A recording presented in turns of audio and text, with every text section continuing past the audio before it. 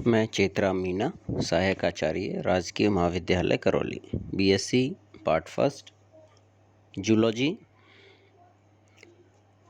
Topic है non chordate के विभिन्न फाइलमों का तुलनात्मक अध्ययन सेकंड। पिछले व्याख्यान में हमने बात करी थी कि हमारे जो फर्स्ट ईयर में है प्रोटोजुआ से एनेलिडा तक संघ हैं और इन संघों के लक्षणों का तुलनात्मक अध्ययन हम कर रहे थे, जिसमें हमने प्रमुख लक्षण और उनके विशिष्ट लक्षणों की बात कर ली थी। अगला जो लक्षण है वो है गुहा, कैविटी। प्रोटोजुअन जंतुओं में गुहा, कैविटी नाम की संरचना नहीं होती है, मीन्स अनुपस्थित होती है, इसमें किसी तरह की कोई गुहा नहीं होती। पॉरीफेरा जंतुओं में स्पंजोसील गुहा पाई जाती है, जो केवल पॉरीफेरा जंतुओं की एक विशेषता है। सिलेंट्रेटा जंतुओं में सिलेंट्रॉन गुहा पाई जाती है।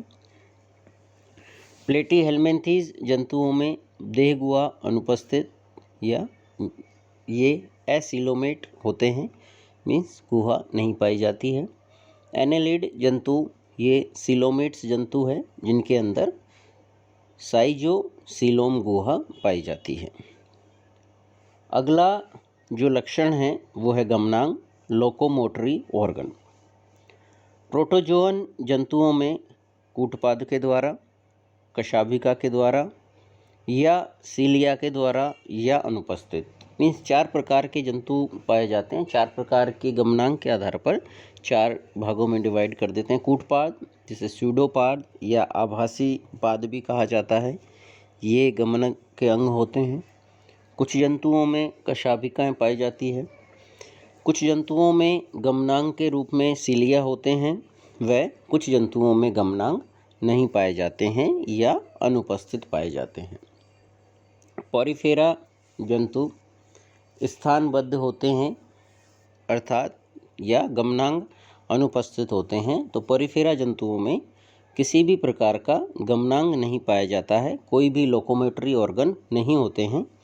ये एक सतह से, एक वृंत की सहायता से किसी सतह पर स्थायी रूप से चिपके हुए रहते हैं या स्थायी रूप से एक ही जगह पर रहते हैं। सिलेंट्रेट जंतुओं में ये 2 तरह के जंतु हैं।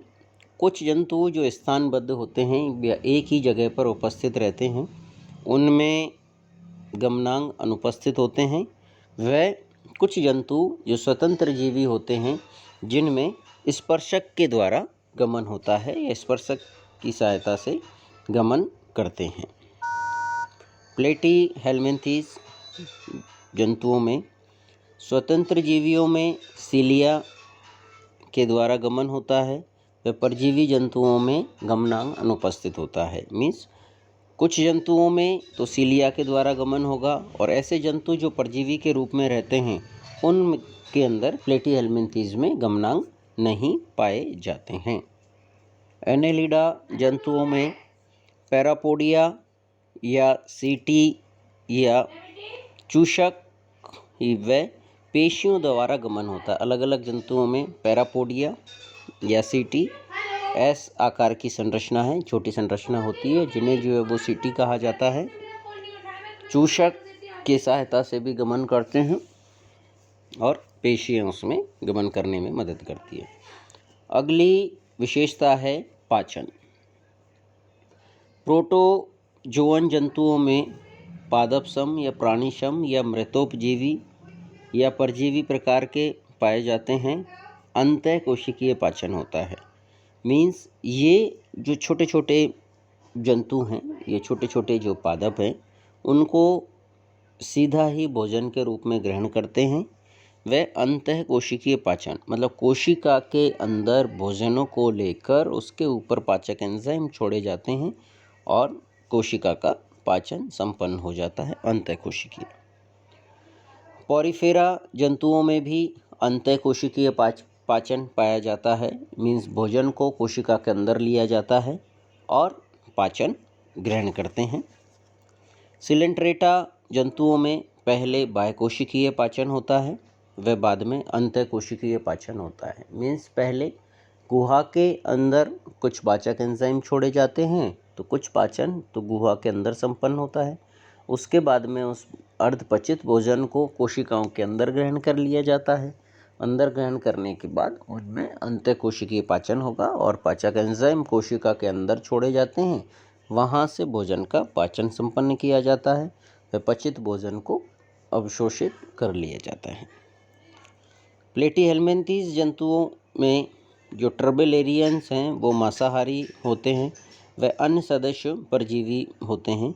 परजीवी जंतुओं में पाचन नहीं होता है। जो परजीवी जंतु हैं, जिस जंतु के ऊपर रहते हैं उससे तरल या पचित भोजन को ही अवशोषित करते हैं, और जो मांसाहारी है उनमें अपना पाचन संपन्न होता है। एनेलिड जंतुओं में बाह्य कोशिकीय पाचन होता है। बाह्य कोशिकीय पाचन से तात्पर्य है आहार नाल के अंदर भोजन का पाचन होता है। एनेलिड जंतुओं में आहार नाल पाई जाती है। उस आहार नाल में भोजन एकत्रित होता है। जो बाहर से जंतु ग्रहण करता है वो एकत्रित होता है, और उस आहार नाल में ही जो अनेक पाचक एंजाइम हैं, लाइपेज, प्रोटीएज आदि को स्रावित कर दिया जाता है, जिससे भोजन का पाचन संपन्न हो जाता है। अगला जो लक्षण है वो है श्वसन। प्रोटोजोअन जंतुओं में सामान्य सतह से विसरण क्रिया के द्वारा श्वसन होता है। विसरण अधिक सांद्रता से कम सांद्रता की ओर पदार्थों का या गैसों का जो विनिमय है, जो स्थानांतरण है, उसे विसरण कहा जाता है। प्रोटोजोअन जंतु जल में पाए जाते हैं, तो जल में हुई घुलित ऑक्सीजन को विसरण की सहायता से सतह द्वारा अंदर चली जाती है। पोरिफेरा जंतुओं में जल नाल तंत्र की सहायता से श्वसन की क्रिया संपन्न होती है। जल नाल तंत्र हम जानते हैं कि पोरिफेरा जंतुओं के संपूर्ण शरीर पर छिद्र पाए जाते हैं। संपूर्ण शरीर पर जो छिद्र है वो ऑस्कुलम ऑस्ट्रिया कहलाते हैं। वह मुख पर जो छिद्र है उसे हम ऑस्कुलम कहते हैं। तो जो संपूर्ण शरीर पर छिद्र हैं ऑस्ट्रिया, उनके द्वारा शरीर के अंदर लगातार जल प्रवेश करता रहता है, और उसको लगातार प्रवेश कर रहे जल के अंदर घुलित अवस्था में ऑक्सीजन आ जाती है, जिसको शरीर की सतह के द्वारा अवशोषित कर लिया जाता है। वह कार्बन डाइऑक्साइड को जो बाहर निकलती हुई जलधारा है उसके साथ उत्सर्जित कर दिया जाता है। तो जल नाल तंत्र की सहायता से श्वसन की क्रिया संपन्न होती है। सिलेंट्रेट जंतुओं में भी सामान्य सतह के द्वारा ही श्वसन की क्रिया संपन्न होती है। प्लेटीहेल्मिन्थीज जंतुओं में स्वतंत्र जीवी सदस्यों में सामान्य सतह से जो है वो श्वसन क्रिया होती है। वह जो परजीवी जंतु है उनमें ऑक्सी व अनॉक्सी प्रकार का श्वसन पाया जाता है। एनेलिड जंतुओं में श्वसन गिल्स या सामान्य सतह से विसरण द्वारा संपन्न होता है। अगला जो लक्षण है वो है परिसंचरण तंत्र। प्रोटोजोआ, पोरिफेरा, सिलेंट्रेटा और प्लेटीहेल्मिन्थीज में परिसंचरण तंत्र नामक संरचना नहीं पाई जाती है या अनुपस्थित होती है। एनेलिड जंतुओं में बंद परिसंचरण तंत्र पाया जाता है, जिसमें हीमोग्लोबिन प्लाज्मा में घुलित अवस्था में पाई जाती है।